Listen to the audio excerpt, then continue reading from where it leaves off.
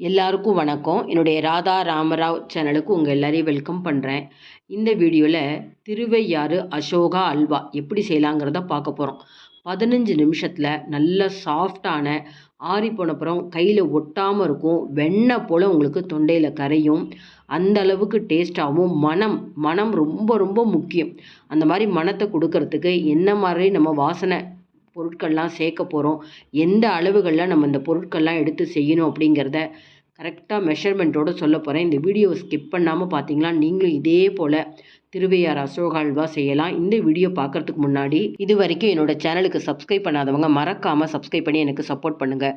இந்த திருவையாறு அசோகா அல்வா எப்படி செய்யலாங்கிறத பார்க்கலாம் வாங்க. திருவையாறு அசோகா அல்வா செய்யறதுக்கு என்னென்ன தேவையான பொருட்கள் பார்த்துருவோம். ஒரு கப்புக்கு நான் பாசிப்பருப்பு எடுத்துட்டுருக்கேன். எந்த கப்பில் நம்ம பாசிப்பருப்பு அளக்குறோமோ அதில் பாதி கப்பு அரிசி மாவு, பாதி கப்பு கோதுமை மாவு எடுத்துட்டுருக்கேன். சில பேர் மைதா மாவு எடுத்துப்பாங்க. கோதுமை மாவு உடம்புக்கு நல்லது, அதுக்காக கோதுமை மாவு எடுத்துட்டுருக்கேன். இப்போ அடுத்தது எந்த கப்பில் நம்ம அளந்தோமோ பாசிப்பருப்பு அதில் பாதி கப்புக்கு அதிகமாக நெய் மட்டும் எடுத்துக்காதீங்க. நெய்யும் எண்ணெயும் சேர்த்து எடுத்துட்டா ரொம்ப நேரம் ஆனாலும் ரொம்ப இருகாது. எந்த கப்பில் பாசிப்பருப்பு எடுத்தோமோ அதில் 3 கப்பு சர்க்கரை, ஏலக்காய் பொடி, பச்சை கற்பூரம், ஜாதிக்காய், ஃபுட் கலர் கொஞ்சம், பாதாம், முந்திரி. திராட்சை நான் எப்போதுமே சேர்க்க மாட்டேன். ஒரு 2-3 நாள் ஸ்டோர் பண்ணி நம்ம அதை சாப்பிட்றதா இருந்தால் புளிப்புத்தன்மை வந்துடும். இப்போ பாசிப்பருப்பை முதல்ல 2 முறை நம்ம சுத்தம் பண்ணிக்கலாம். ஒரு பாத்திரம் எடுத்துப்போம். 2 முறை தண்ணியில் நல்லா பாசிப்பருப்பை நல்லா சுத்தம் பண்ணிக்கணும்.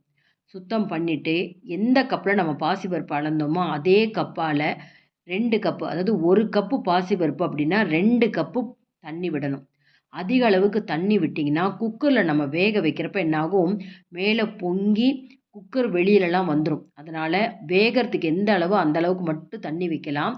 முதல்ல தண்ணி வச்சு இந்த மாதிரி குக்கரில் வச்சு மீடியம் ஃப்ளேம்லேயோ சிம் ஃப்ளேமில் வச்சு நல்லா குழைய வேகணும். அதனால் வெயிட் போட்டு விசில் வந்தப்புறம் ஆஃப் பண்ணலாம். இப்போ பாருங்கள் வெந்திருக்கான்னு பார்ப்போம். நல்லா குழைய வெந்திருக்கணும். அதே சமயத்தில் குக்கருக்கு வெளியவும் வராமல் இருக்குது பாருங்கள். இதுக்கப்புறம் நம்ம தண்ணி சேர்க்கணும். எப்படி சேர்க்கணும்னு சொல்கிறேன். முதல்ல சூடாக இருக்கிறப்பயே இந்த விஸ்கு மத்து அந்த மாதிரி வச்சுட்டு நல்லா மசிச்சுக்கணும். கண்டிப்பாக குக்கர் விட்டு திறந்த உடனே பாசிப்பருப்பை நல்லா மசிச்சுக்கலாம். இப்போ நல்லா கொதிக்கிற தண்ணி 1 கப்லேருந்து 1.5 கப்பு தண்ணி இப்போ நம்ம வேக வச்சு மசித்த அந்த பாசிப்பருப்போடு சேர்க்க போகிறோம்.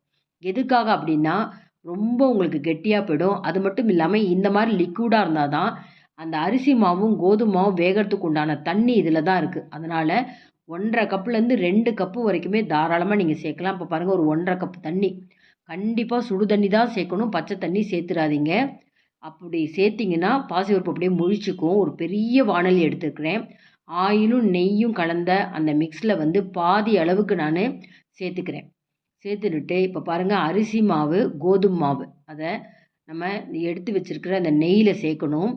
சிம் ஃப்ளேமில் வச்சு நிதானமாக நல்லா அந்த எண்ணெயிலையும் நெய்லையும் சேர்த்து வறுக்கணும். ரொம்ப ப்ரௌன் கலர் ஆகணும்னு அவசியம் இல்லை. சிம் ஃப்ளேமில் வச்சு நிதானமாக அந்த பச்சை வாசனை போகணும். ரொம்ப ரொம்ப முக்கியம். இந்த மாதிரி வறுத்தா தான் உங்களுக்கு நல்ல டேஸ்ட்டாக இருக்கும். கோதுமை மாவோ அரிசி மாவோ போட்டதே உங்களுக்கு தெரியாது.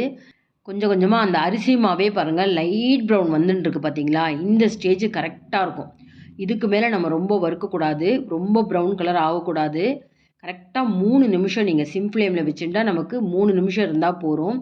இப்போ நல்லா நம்ம வேக வச்சு நல்லா தண்ணி சேர்த்து அந்த பாசிப்பருப்பை கொஞ்சம் சிம் ஃப்ளேமில் வச்சுட்டு சேர்த்துக்கணும். தெறிக்கும். அதனால் ரொம்ப பார்த்து நிதானமாக நம்ம இதை சேர்த்துக்கணும். வேக வச்ச பாசிப்பருப்பை சேர்த்துண்டு உடனே கைவிடாமல் கிளறணும். ஏன்னா உங்களுக்கு அந்த பாசிப்பருப்பில் இருக்கிற தண்ணினால் அந்த கோதுமை மாவு அரிசி மாவும் உடனே வெந்து கொடுத்துரும். அதனால் கைவிடாமல் இடுக்கி வச்சுட்டு நல்ல பெரிய வாணலி எடுத்துக்கோங்க, கெட்டியான வாணலி எடுத்துக்கோங்க. 2 நிமிஷத்தில் பாருங்கள் எந்த அளவுக்கு நல்லா திக்காக எடுத்து பாருங்கள், சேர்ந்துட்டு வருது பாருங்கள் அல்வா மாதிரி. இப்போ பாருங்கள் இன்னும் பாக்கி இருக்கிற கொஞ்சம் நெய்யும் சேர்த்துட்டே இருக்கேன். நல்லா வெந்து கொடுத்துரும். நல்லா உங்களுக்கு பந்து போல் வாணலியில் ஒட்டாமல் வெந்துன்னு இருக்குது பார்த்தீங்களா. இது வேகிறது எப்படி நம்ம தெரிஞ்சுக்கலாம் அப்படின்னு சொன்னால், நீங்கள் நல்லா திரும்ப திரும்ப கரண்டியால் கலக்கிண்டே இருந்தீங்கன்னா அந்த போட்ட நெய் ஆயில் எல்லாம் மெதுவாக கக்க ஆரம்பிக்கும். அந்த ஸ்டேஜ் தான் உங்களுக்கு இந்த மாவுகள்லாம் நல்லா பச்சை வாசனை போக வெந்திருக்கு அப்படிங்கிறது அர்த்தம். அந்த ஸ்டேஜ் உங்களுக்கு காமிச்சுட்டே வரேன் பாருங்கள். ஒவ்வொரு டிப்ஸும் ரொம்ப ரொம்ப முக்கியம். இது வேகிறதுக்கு கிட்டத்தட்ட 5லேருந்து 6 நிமிஷம் ஆகும், அவ்வளோதான். இங்கே பாருங்களேன் கொஞ்சம் வாணலியில் அந்த நெய் எண்ணெய் எல்லாம் அந்த ஓரங்களில் கக்கின்னு வருது பார்த்தீங்களா, இந்த ஸ்டேஜில் 3 கப்பு சர்க்கரையை எடுத்து சேர்க்கலாம். சேர்த்ததுக்கப்புறம் கொஞ்சம் உங்களுக்கு இளகல ஆரம்பிக்கும். இளகும். இளகுனாலும் உங்களுக்கு 2 நிமிஷம் இல்லை 3 நிமிஷத்தில் நல்லா திக்காயிடும். பார்த்துட்டே வாங்க. இப்படியே நீங்கள் அல்வாவை முடிச்சுடலாம். ஃபுட் கலர் வந்து ரொம்பவே உடம்புக்கு கெடுதல் தான். ஆனால் திருவையாறு அல்வா, அசோகா அப்படின்னாலே அது ஒரு ரெட் கலரில் தான் இருக்கும் அப்படின்னு எல்லாருக்கும் மனசில் இருக்கிறதுனால கொஞ்சமாக நான் சேர்க்குறேன். ரொம்ப கொஞ்சமாக சேர்க்குறேன். பொதுவாகவே ஃபுட் கலர் வந்து அவாய்ட் பண்ணுறது நல்லது அப்படிங்கிறாங்க. அதனால் கொஞ்சமாக ரெட் கலர்னு சொல்கிறாங்க இல்லையா, ஆரஞ்சு ரெட்டு, அதை கொஞ்சமாக சேர்த்துக்கிறேன். சேர்த்துட்டு நல்லா கைவிடாமல் கலக்கிண்டே இருக்க இருக்க திரும்பவும் உங்களுக்கு நல்லா சேர்ந்துண்டா மாதிரி ஒட்டாமல் வரும். மொத்தமாக பார்த்தீங்கன்னா பாசிப்பருப்பை வேக வச்சிட்டோம்னா 15 நிமிஷத்தில் உங்களுக்கு இந்த அல்வா ரெடி ஆகிடும். அதாவது இந்த திருவையாறு அசோகா அல்வா பாருங்கள், நல்லா திரும்பவும் கெட்டியாயின்ட்டுருக்கு. சர்க்கரை நல்லா பிளெண்ட் ஆகிடுச்சு. இப்போ எடுத்து வச்சுருக்கிற நெய்யில் பாக்கி எல்லாத்தையும் சேர்த்தாச்சு. முந்திரி பாதாமெல்லாம் வறுக்கணும்னு அவசியம் இல்லை, இது கூடவே சேர்த்துடலாம், ரொம்ப நல்லாயிருக்கும். இதுக்குண்டான வாசனை பொருட்கள் பாருங்கள். ஜாதிக்காவை சின்ன இஞ்சி துருவலில் துருவிக்கலாம், இல்லைன்னா பொடி பண்ணிக்கலாம். பச்சை கற்பூரத்தை நல்லா பொடி பண்ணிக்கணும், உள்ளங்கையில் வச்சு பொடி பண்ணலாம். ரொம்ப முக்கியம், முழுசாக போட்டுடாதீங்க. பொடி பண்ணாமல் போட்டுட்டா யாராவது ஒருத்தருக்கு சாப்பிட்றப்பே அது ரொம்ப அந்த ஃப்ளேவர் நிறைய போயிடும், நல்லா இருக்காது. ஆனால் இதை 3யுமே மிஸ் பண்ணக்கூடாது. ஏலக்காய், பச்சை கற்பூரம், ஜாதிக்காய், அது 3 சேர்ந்தாதான் அந்த அசோகாவோட மனம் வந்து அபாரமாக இருக்கும். ஒன்று கூட மிஸ் பண்ணிடாதீங்க, அவ்வளோ அருமையாக இருக்கும். இப்போ பாருங்கள், முந்திரி பாதாமை சேர்த்துன்னு இருக்கேன். அதுக்குள்ளே இந்த வானல் ஓரங்கள்லாம் பாருங்கள், அந்த நெய் ஆயிலும் அப்படியே ஓரங்களில் வருது பார்த்தீங்களா. இது பார்க்க அப்படி இலகலாக தெரியும். சூடு ஆறினப்புறம் பார்த்தீங்கன்னா ஒட்டாமல் வரும். ஒரு ஸ்பூன்லேயோ கரண்டிலேயோ நீங்கள் எடுத்து சாப்பிட்றப்ப கையில் ஒட்டவே ஒட்டாது, அவ்வளோ அருமையாக இருக்கும். எவ்வளோ சுலபமாக இருக்குது பாருங்கள். 15 நிமிஷத்தில் நல்ல டேஸ்டான ஒரு திருவையாறு அசோகா. பாசிப்பருப்பு உடம்புக்கு ரொம்ப நல்லது. முடிஞ்ச வரைக்கும் ஃபுட் கலர் சேர்க்காம செஞ்சு பாருங்கள். நமக்கு வந்து டேஸ்ட்டு தான் முக்கியம். கலர் வந்து இந்த மாதிரி ஆரஞ்சு ரெட்டில் இருக்கணுங்கிறது அவசியம் இல்லை. நான் வீடியோவுக்காகத்தான் கலர் சேர்த்துருக்கேன். பொதுவாக நான் கலர் சேர்க்காம தான் செய்வேன், அதுவும் நல்லா தான் இருக்கும். இந்த மாதிரி கரெக்டான நெய், எண்ணெய் சேர்த்துக்கோங்க.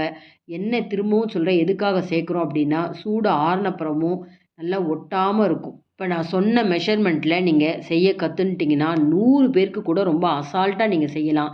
திடீர்னு கெஸ்ட்டு வராங்க அப்படின்னு சொன்னாலே டக்குன்னு இதை செஞ்சுடலாம். டேஸ்ட்டாகவும் இருக்கும், ரொம்ப டேஸ்ட்டாக இருக்கும். 3 நாள் வரைக்கும் தாராளமாக நீங்கள் ஸ்டோர் பண்ணி வச்சு சாப்பிட்லாம். அவசியம் வீட்டில் எல்லார் வீட்லேயுமே பாசிப்பருப்பு இருக்கும். இந்த திருவையாறு அசோகா செஞ்சு பார்த்துட்டு கமெண்ட் பாக்ஸில் உங்கள் கமெண்ட்ஸை போடுங்க. உங்கள் ஃப்ரெண்ட்ஸ் அண்ட் ரிலேட்டிவ்ஸ்க்கு இந்த வீடியோவை ஷேர் பண்ணுங்கள். இது வரைக்கும் என்னோடய சேனலுக்கு சப்ஸ்கிரைப் பண்ணாதவங்க மறக்காமல் சப்ஸ்கிரைப் பண்ணி எனக்கு சப்போர்ட் பண்ணிகிட்டே இருங்க. இன்னொரு இன்ட்ரெஸ்டிங்கான ரெசிபீஸில் நம்ம பார்ப்போம். Thank you viewers.